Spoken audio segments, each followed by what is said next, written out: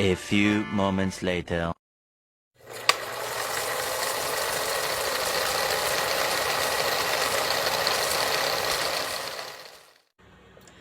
Assalamualaikum warahmatullahi wabarakatuh. Halo teman-teman semuanya. Perkenalkan, nama saya Depi Larasati, NIM Bio 221003. Pada kesempatan kali ini saya akan menyampaikan sebuah materi tentang mikrobiologi dan pengendalian mikroorganisme di alam. Sebelumnya, saya berterima kasih banyak kepada Ibu Fitri Rahmawati MPD selaku dosen mata kuliah mikrobiologi. Baik, untuk mempersingkat waktu, kita langsung saja ke materi pembahasannya. Baik teman-teman, materi yang pertama yaitu tentang mikrobiologi. Mikrobiologi berasal dari kata mikro yang artinya kecil atau renik, bio artinya hidup, dan logos artinya ilmu. Jadi, mikrobiologi merupakan bidang ilmu biologi yang mengkaji tentang mikroba yang mencakup bermacam-macam kelompok organisme mikroskopik yang terdapat sebagai sel tunggal maupun kelompok sel, seperti bakteri, alga, protozoa, dan fungi mikroskopik. Bahkan virus, meskipun virus tidak termasuk sel sebab materi genetikanya hanya dibungkus oleh protein dan tidak memiliki kemampuan tumbuh secara mandiri. Istilah mikroba disebut juga mikroorganisme, mikrobia, ataupun jasad renik, maupun nama dari suatu kelompok organisme seperti hewan dan tumbuhan, melainkan suatu istilah yang digunakan untuk menyatakan suatu organisme yang mempunyai ukuran yang sangat kecil, sehingga tidak dapat dilihat dengan mata telanjang tanpa menggunakan mikroskop. Secara umum, mikroba merupakan organisme yang sangat sederhana. Umumnya, bakteri, protozoa, dan beberapa alga serta fungi mikroskopik merupakan mikroba yang bersel tunggal. Bahkan, mikroba yang multiseluler pun tidak memiliki ukuran sel yang besar. Nah, ada pun jenis-jenis dari mikroorganisme, yaitu yang pertama ada bakteri. Bakteri adalah organisme uniseluler prokariotik yang memiliki dinding sel dan tidak memiliki inti sel yang jelas. Bakteri dapat hidup di berbagai lingkungan, termasuk tempat ekstrim. Ada bakteri yang bermanfaat seperti dalam proses fermentasi, dan ada juga yang bersifat patogen atau dapat menyebabkan penyakit. Yang kedua ada virus. Virus adalah partikel kecil yang terdiri dari materi genetik, DNA atau RNA, yang dikelilingi oleh protein. Virus tidak dapat berkembang biak sendiri dan memerlukan sel inang untuk bereplikasi. Contohnya seperti virus flu dan virus HIV. Yang ketiga ada jamur atau fungi, yaitu mikroorganisme eukariotik yang bisa bersifat uniseluler seperti ragi atau multiseluler seperti kapang.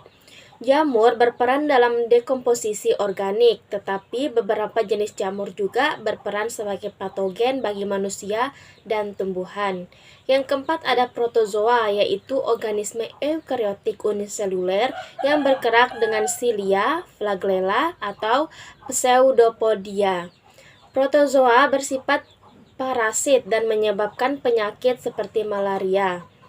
Yang kelima yaitu ada alga mikroskopis, yaitu organisme eukariotik fotosintetik yang dapat ditemukan di air dan tanah basah.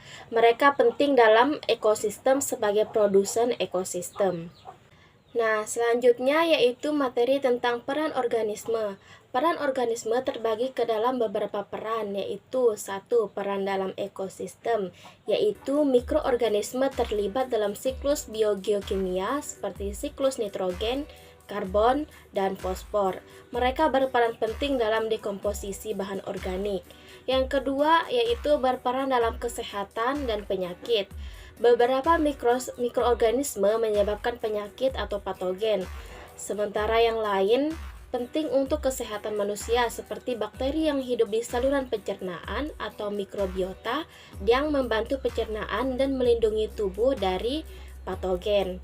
Dan yang ketiga yaitu industri dan teknologi mikroorganisme, yaitu mikroorganisme yang digunakan dalam industri pangan seperti fermentasi dalam pembuatan yogurt, keju, dan bir.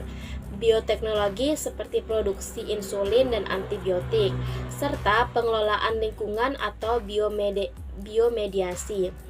Selanjutnya, adapun metode mikrobiologi terdiri dari kultur mikroorganisme, teknik menumbuhkan mikroorganisme dalam media agar untuk mempelajari karakteristik dan pertumbuhannya. Yang kedua yaitu mikroskopi, penggunaan mikroskop cahaya dan elektron untuk mengamati mikroorganisme yang sangat kecil, dan teknik molekuler, metode modern seperti PCR dan sequencing DNA yang digunakan untuk identifikasi dan karakterisasi mikroorganisme berdasarkan materi genetiknya. Selanjutnya kita masuk ke materi pembahasan kedua, yaitu materi tentang pengendalian mikroorganisme di alam. Pengendalian mikroorganisme di alam adalah upaya untuk membatasi pertumbuhan, aktivitas, dan penyebaran mikroorganisme di lingkungan. Mikroorganisme dapat bersifat patogen atau menyebabkan kerusakan pada manusia, hewan, tanaman, dan benda mati, sehingga diperlukan berbagai metode untuk mengendalikannya. Adapun metode yang dapat digunakan untuk pengendalian mikroorganisme yaitu 1. Metode fisik, yaitu dengan sterilisasi, yaitu proses penghancuran semua bentuk kehidupan mikroba termasuk spora, dilakukan dengan pemanasan tinggi, radiasi ultraviolet, dan filtrasi. Yang kedua yaitu panas, yaitu penggunaan panas tinggi seperti pada autoklav, membunuh mikroorganisme dengan merusak struktur protein dan asam nukleat. Ada dua jenis metode panas yang digunakan, yaitu panas kering, yaitu berasal dari pembakaran atau oven pada suhu tinggi untuk mensterilkan alat-alat medis. Dan yang kedua ada panas basah, adalah pemanasan menggunakan uap bertekanan tinggi atau mendidihkan bahan yang dapat dihancurkan oleh panas. Yang ketiga yaitu ada radiasi sinar UV dan sinar X yang digunakan untuk mengganggu DNA mikroorganisme sehingga mereka tidak dapat bereplikasi. Dan yang terakhir yaitu filtrasi. Untuk metode yang kedua yaitu ada metode kimia yang meliputi 1. Desinfektan, yaitu zat kimia yang digunakan untuk membunuh mikroorganisme pada permukaan benda mati. Contohnya yaitu termasuk klorin dan alkohol. Yang kedua ada antiseptik, yaitu zat kimia yang digunakan pada jaringan hidup seperti kulit untuk menghambat atau membunuh mikroorganisme. Contohnya seperti alkohol dan hidrogen. Dan yang ketiga yaitu antibiotik, yaitu senyawa yang digunakan untuk menghambat pertumbuhan atau membunuh bakteri patogen dalam tubuh manusia maupun hewan. Namun penggunaan yang berlebihan bisa menyebabkan resistensi. Adapun yang terakhir yaitu bahan pengawet, yaitu bahan kimia seperti asam benzoat, nitrat, yang ditambahkan ke makanan dan minuman untuk menghambat pertumbuhan mikroorganisme penyebab pembusukan. Nah, teman-teman, untuk metode yang ketiga yaitu ada metode biologis. Metode biologis adalah metode yang terdiri dari biokontrol, yaitu penggunaan mikroorganisme atau agen biologis lain untuk mengendalikan populasi mikroba patogen. Yang kedua yaitu ada kompetensi mikroba, yaitu menggunakan mikroorganisme non-patogen untuk bersaing dengan mikroba patogen. Misalnya seperti probiotik yang mencegah pertumbuhan bakteri bahaya di usus. Nah, untuk yang ketiga yaitu ada bioremediasi. Nah, untuk metode yang terakhir ada metode mekanis.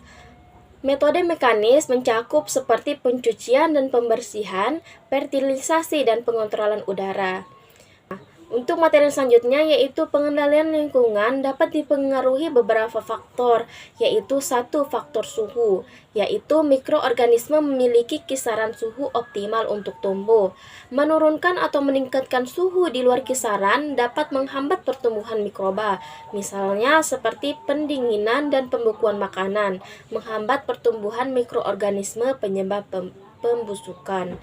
Yang kedua yaitu ada pH, yaitu mengubah pH lingkungan dapat menghambat atau membunuh mikroorganisme Kebanyakan mikroba tumbuh pada pH netral sehingga penurunan atau peningkatan pH dapat digunakan untuk pengendalian seperti pada proses pengawetan makanan dengan cuka atau asam asetat.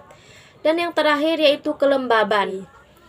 Pengendalian mikroorganisme sangat penting untuk menjaga kesehatan manusia, mencegah penyakit, serta mempertahankan kualitas lingkungan dan produk industri.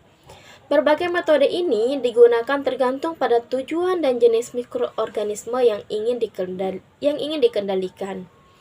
Nah, teman-teman, baik sekian pembahasan materi tentang mikrobiologi dan pengendalian mikroorganisme di alam dari saya. Mohon maaf bila ada salah kata. Wabillahi taufiq wal hidayah. Wassalamualaikum warahmatullahi wabarakatuh.